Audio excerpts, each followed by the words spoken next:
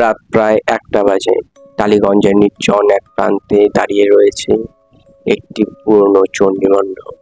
এলাকাবাসীরা বলে সন্ধ্যার পর ওদের এড়িয়ে চলাই অনেক ভালো। কিন্তু কেন? কারণ মন্দিরটা অনেক অভিশপ্ত। যেদিন প্রথম মন্দিরে রক্ত পড়েছিল সেদিন থেকেই মা আর পূজিত হন না।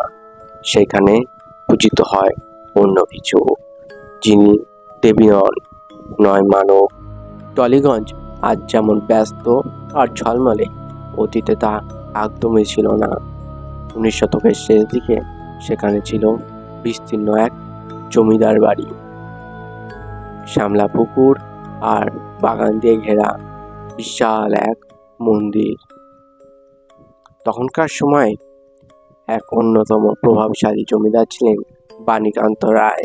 শোনা যায় তিনি অত্যন্ত ধার্মিক মানুষ ছিলেন এবং তার স্ত্রী রানী সুচেতনা দেবী, তিনি ছিলেন দেবী চণ্ডীর অন্ধভক্ত।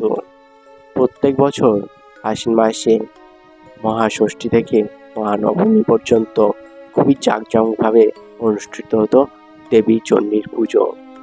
কিন্তু 1 বছর পর 1898 সালে তা হঠাৎ বন্ধ হয়ে যায়। চণ্ডী পুজোর প্রস্তুতি তুঙ্গে। মণ্ডপ সেজে উঠেছে পদ্মফুল, শঙ্খ, ধূপ আর নবরত্নের আলোয়। কিন্তু নবমীর আগের দিন রাত্রে ঘটে এক চাঞ্চল্যকর ঘটনা। মধ্যরাত্রে কাজের মেয়ে চাপা দেখতে পায় রানীমা ধীরে ধীরে এগিয়ে চলেছে মণ্ডপের দিকে, হাতে এক রঙিন পোটলা। চাপা ভয় পেয়ে লুকিয়ে পড়ে। কিছুক্ষণের মধ্যেই মণ্ডপের দিক থেকে ভেসে আসে এক আত্মচিৎকার। পরের দিন সকালে মণ্ডপের মাঝখান থেকে পাওয়া যায় রানীমার রক্তে মাখা শাড়ি, কিন্তু দেহ নেই। অনেক খোঁজাখুঁজি পরেও মেলেনি দেহ। সেই দিন থেকে বন্ধ হয়ে যায় চণ্ডী পুজো।